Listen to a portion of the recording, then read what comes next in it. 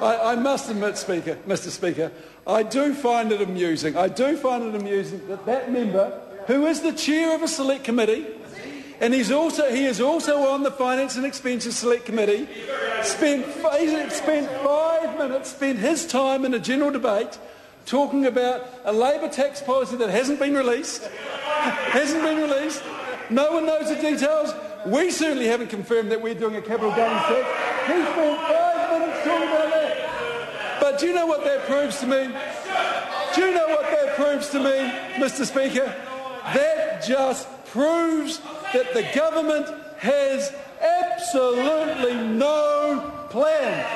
Because I can tell you that if the government did have a plan, Mr. Bennett would have spent 5 minutes talking about the plan.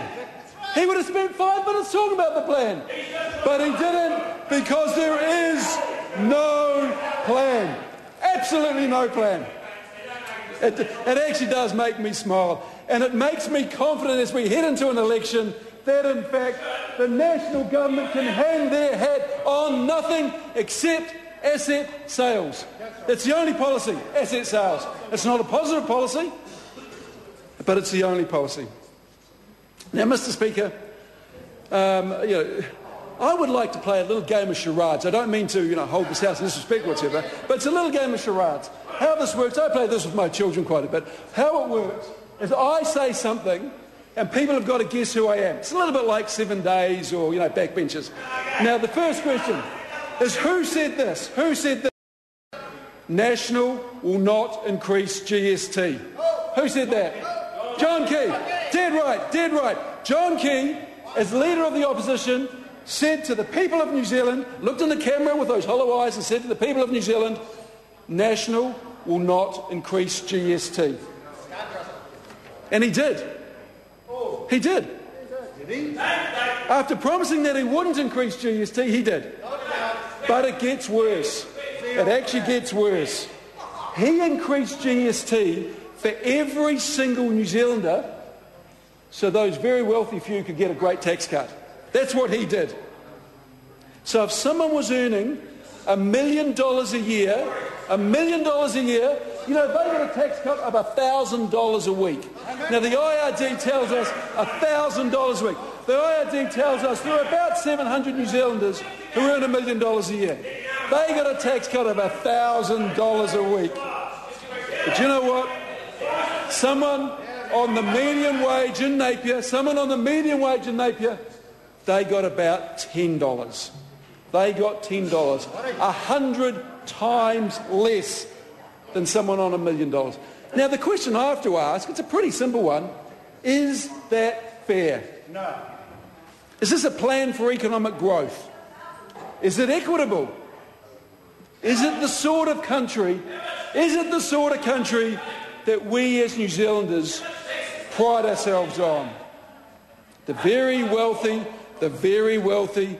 getting even wealthier on the back of the vast majority of good, hard-working New Zealanders who are out there trying to make it happen.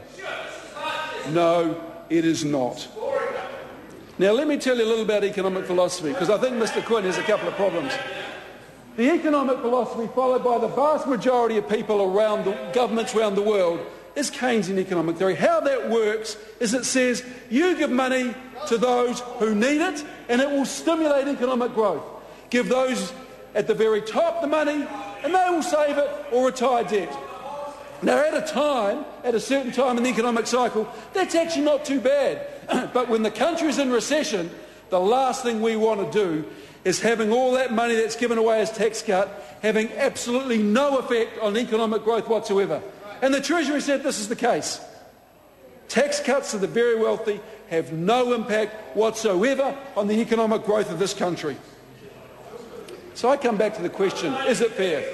I was asked to go to a school. I was asked to go to William Clenzo High School in Napier and talk about tax for third formers. And I thought, goodness me, talking about tax for third formers? So what I did is I outlined the national government's tax policy, where, the very wealthy got $1,000 or more and those on the median wage got $10. And you know what they said to me? They said, oh, sir, that's not fair. Exactly. Third formers all the way through know that this government has no plan and the tax policy is simply not... Good, Hugh. Now, Mr. Speaker.